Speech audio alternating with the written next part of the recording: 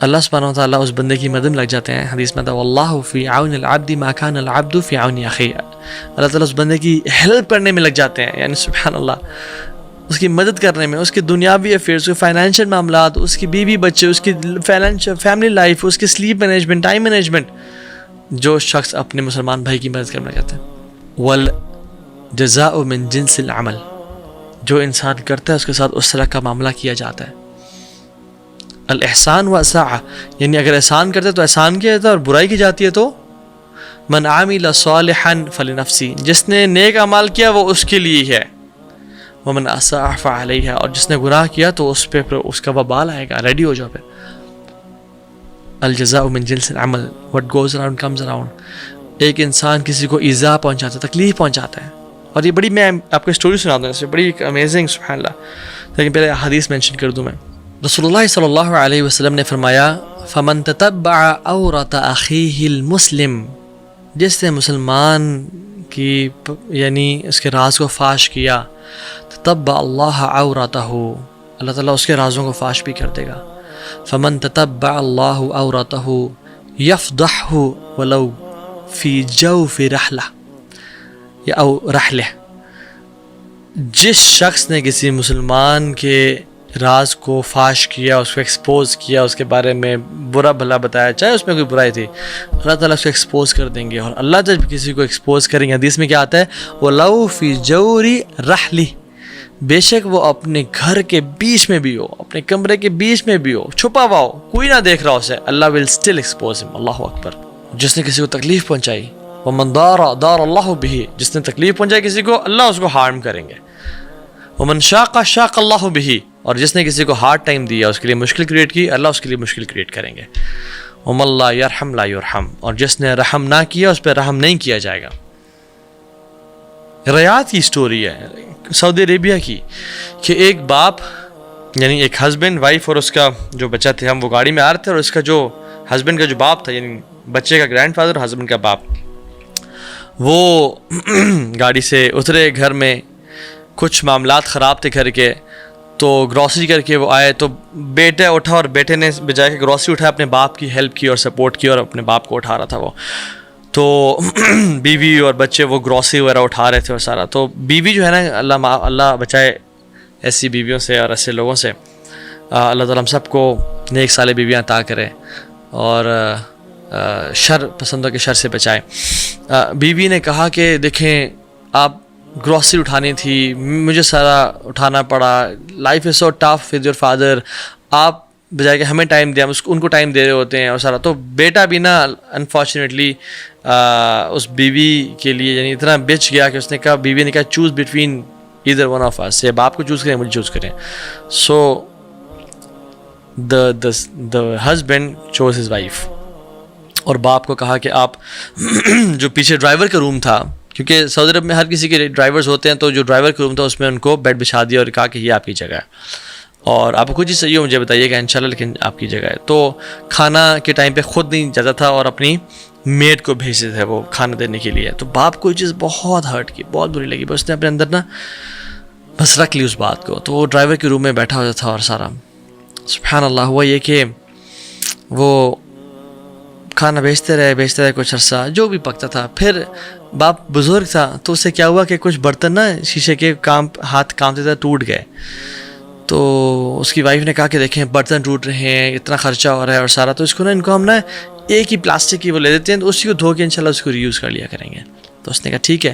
تو انہوں نے نا جا کے برتن ہٹا لیے جو شیشے کے تھے جس میں کھانا سرو تھا, تو وہ پلاسٹک کی پلیٹ رکھ لی کہ وہ تم آپس میں کھایا کریں.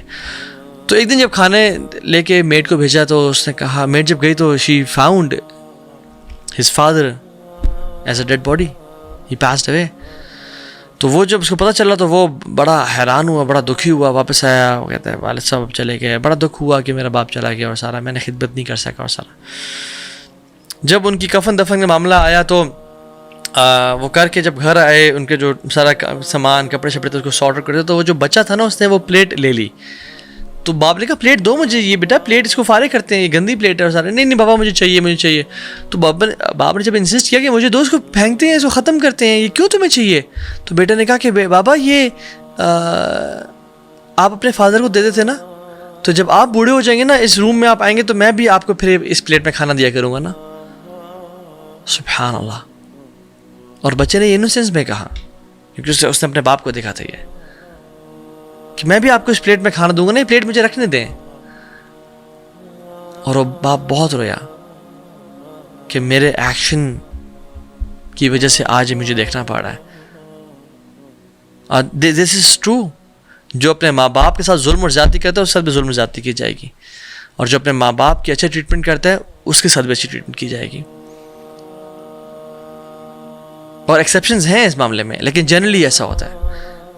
ایک وہ سٹوری ہے نا, سبحان اللہ, آئی تھنک یہ سعودی عرب کی ہے, جس میں وہ شخص جا رہا تھا تو اس سے گاڑی چلا رہا تھا, تو دوست سے گپ شپ لگا رہے تھے, تو اچانک سے کیا ہوا, بریکس لگیں تو اس نے گاڑی کو آگے سے ہٹ کر دیا, اور سبحان اللہ, اور اچھا خاصا ہٹ کر دیا. تو وہ بہت پریشان ہو گیا کہ ابھی انشورنس ہائی ہو جائے گی, اور ابھی پولیس والے آئیں گے, ٹکٹ چارج کریں گے, اور شاید مجھے جیل میں نہ بند کرنا پڑے, اور گاڑی بھی نہ بند ہو جائے, لوگ یہ لے لینے. تو وہ شخص جو باہر سے آیا اور وہ بڑا غصے میں تھا, وہ آ کے دیکھا, اس نے اپنے گاڑی کی بیک سائڈ کو دیکھا اور اس کو دیکھا, اس نے کہا کہ چلو کوئی مسئلہ نہیں, آپ جاؤ, نو پرابلم انشاءاللہ, اور وہ چلا گیا. تو دوست کہتا ہے الحمدللہ یار, اتنی بڑی مسئلہ ختم ہو گیا, آسانی کر دیا اللہ تعالیٰ نے.